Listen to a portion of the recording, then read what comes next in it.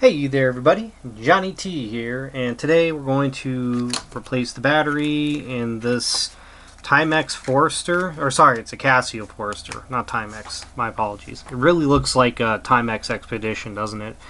I'm assuming that the Forester is probably Casio's idea of what like it's probably their iteration of the Weekender, if I had to guess. That's what I'm picking up off of this watch more than anything. It looks like it's got some leather here and some canvas.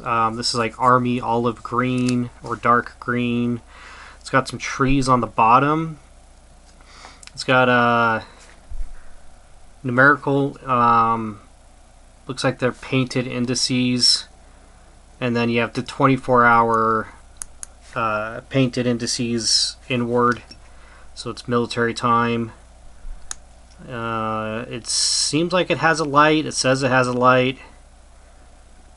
The hands are lining up like they're supposed to. Just make sure that the date changes.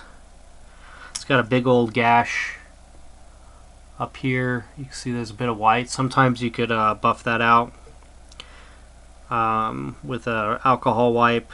I'll probably maybe try that. Okay, so the date changes at 12. This light's an illuminator. That's the phrase that Casio uses. It's got 100 meters of water resistance.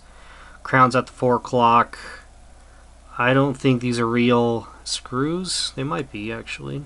Not sure. They probably are. So the bezel, it's a plastic bezel screwed on top. Looks like it's got a seam here, so it probably does come off. So yeah, it's got 4 screws on the back. It's a FT-500 module 5170. It's got some trees on there. Case is made in China. 10 bars, 100 meters of water resistance. Stainless steel back. Japanese movement. The strap is in very good condition. It's got some kind of wear here, but the Velcro is in very good condition. Doesn't really look like it's been worn. So let's pop the back off, see what we're looking at. The kind of screwdriver we can use on this is a number 0, I believe. So I've got my Stanley set. I'm going to use number 0 here. This is a Phillips head. And I'm just going to take the screws out and go from there. Hopefully they come out peacefully. Yep, that one came out alright.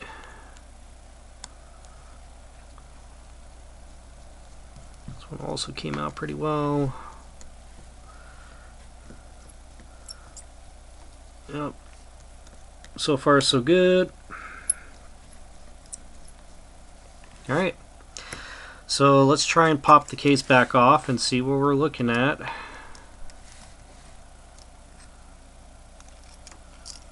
No piezo on the back, so I don't think this watch is going to beep at us, which is okay.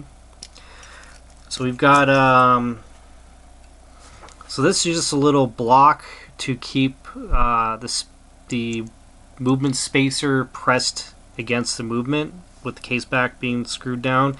Just kind of compresses everything and keeps it tight. That's a pretty thin little movement holder. So what do we got? We got a nice gasket. 100 meters of water resistance.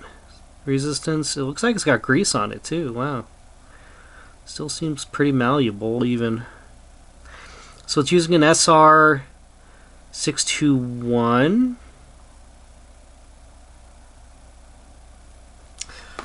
Interesting.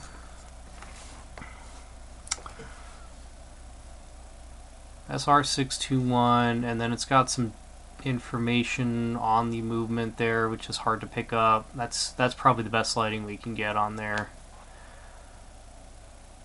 GN14 Miyotoko, no jewel unadjusted. That's what that all says, right? Yep. Cool. Okay, well let's pop this battery out. So I usually like to use a dental pick. You could use whatever. Just don't damage anything in here. I think the spring tension is coming from over here, but they put this nice little slot here, probably for removing batteries, which that seems to be the case. So I'm just gonna gently pry up. Make sure I don't take the tab with me. You don't want to go too deep because you could actually pull this up with the battery and damage it. This little battery contact. So that came out pretty well, and it's not really corroded. It seems pretty new. Alright, well, where did I put my battery sizer? Where did I put that battery sizer? Usually size my batteries with the blue battery sizer, but I seem to have misplaced that. Where did I put it?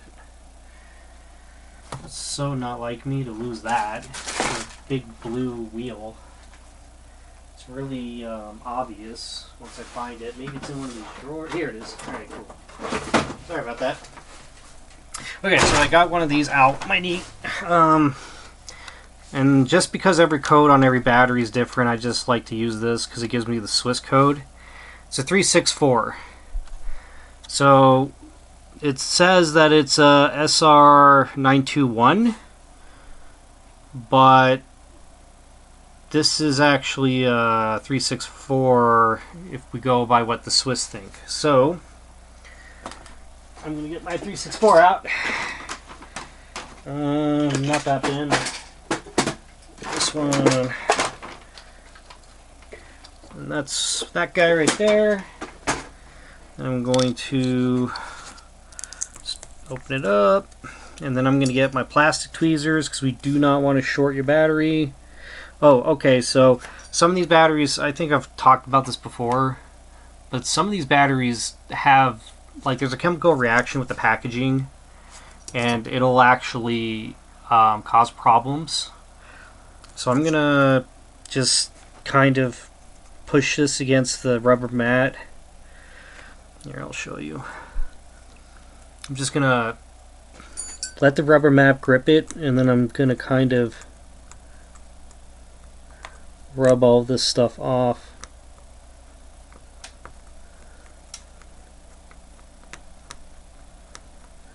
The plastic tweezers, which seems to be doing an okay job.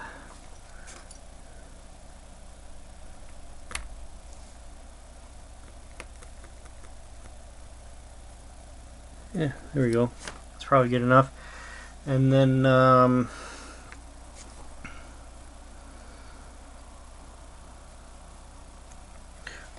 going to put some gloves on and then just kind of get all this debris out of the crevices of this battery.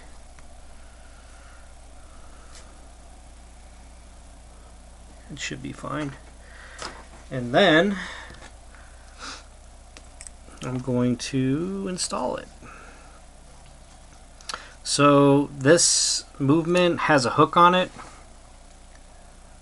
So there's a little hook right here at this end that'll, you want to put your battery in going in this direction so that you get under that hook. I'm going to go ahead and do that now, just like that.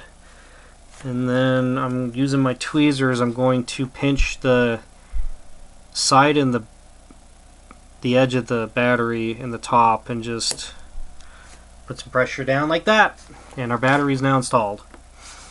I am going to now blow it out. I think this gasket's fine.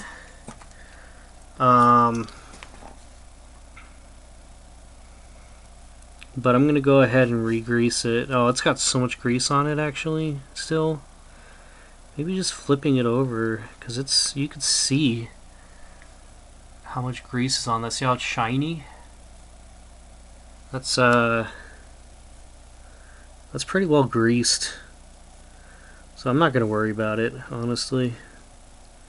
Okay, I'm gonna just, how did I have this? Was it like that? I think so.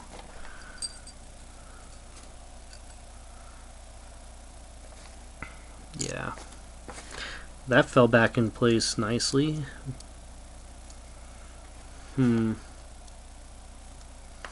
Doesn't seem like it's... Oh, there we go. Perfect. Okay, put that back, and then I'm just gonna put this case back on for a second and just see if the watch is working, and it is. Beautiful. Right on. And holding it up to my eyeball, I can see that the light's working as well. Very good. Alright, sweet. That makes me pretty happy. Quick and easy repair, it seems. Or not a repair, but a battery service. People get upset when I call it a repair. There's a bunch of gunk on there. I could probably... I'll go ahead and use an alcohol wipe on the case back, and I'm just gonna wipe away all this crud. I'm not gonna... I mean, I can't put this back together if there's moisture inside of it, obviously, so I have to wait for this to dry completely before I put the watch back together now. But let's give it a good clean. Man, this alcohol wipe is actually quite saturated, isn't it? Might as well do this side too.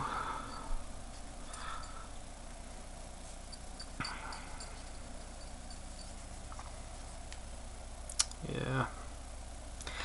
And then I think I will remove this gasket for a moment. Where am I going to put it? I guess I could put it in this cleaned up, on the cleaned watch case for now. And I'm just going to fold this up really good.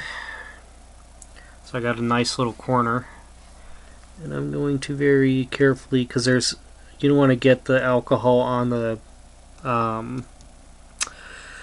leather, because it'll dry the leather out and it'll also take the finish off.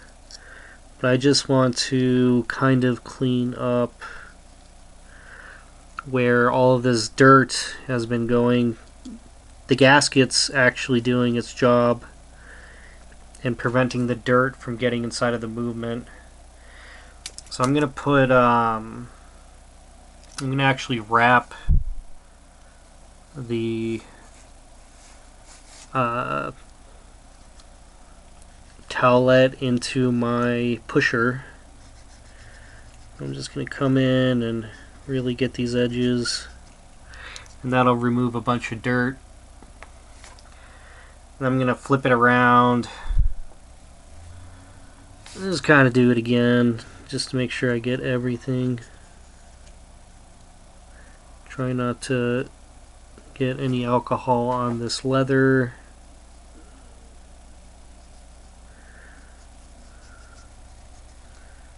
And yeah, here we go. Beautiful. Okay, so now I have to let this kind of dry out, so I'm not gonna completely put this watch back together. I will put this gasket back though, just so it stays clean. And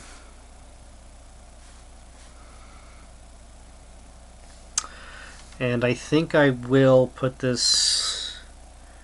How does this want to go on again? I think it wants to go on like this.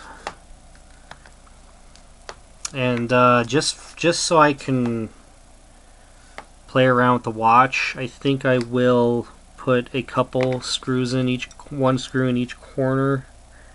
My number 0 screwdriver, and I will take this case back off and let it dry out before I completely reassemble and add all screws and screw them down. But for now, just kind of keep that gasket clean and keep everything in place, I'm just going to put 2 screws in. Okay, so here we go. This is the watch. Where's my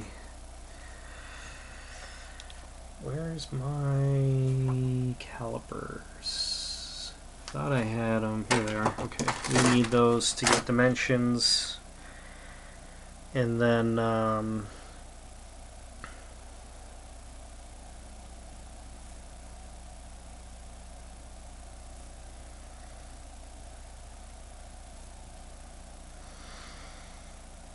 yep. So yeah, there you go. I'm gonna do something with this real quick. So that's how you replace the battery in this Casio watch. This is again module 5170, and these watches on eBay are going for around 20 to 50 bucks. So not too shabby. Seems like it's a pretty well-made watch. It's 100 meters water resistance. It's kind of impressive. This is acrylic. It's all plastic, but the band's actually kind of high quality. Like, this is nice plastic, actually. I'd imagine that this watch, if taken care of, you know, I wouldn't be surprised if you could wear this for over a decade camping or whatever. Where did I put... So I'm gonna actually get the rest of this alcohol wipe and just see if I can't clean that mark off. Just kind of clean it up a little. Try not to get that leather, because again, I don't want to take the finish off. But yeah, check that out. See, I did remove that white mark. There's no white mark there anymore. Just a alcohol wipe.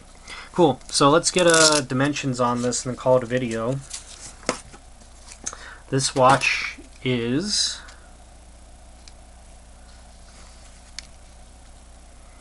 41 millimeters, case size, 13 millimeters thick. Lug to lug is 43 millimeters, and then the lug width is 18 millimeters. So yeah, pretty decent sized watch, huh? Nice, and it seems to be running well. The light works. I'm pretty happy about that. Cool. Right on. Well, thank you so much for watching. If you found this interesting, feel free to like and subscribe. If you've owned this watch, throw a comment down and talk about it. I think it's a pretty cool little watch. And yeah, see you all in the next one. Bye.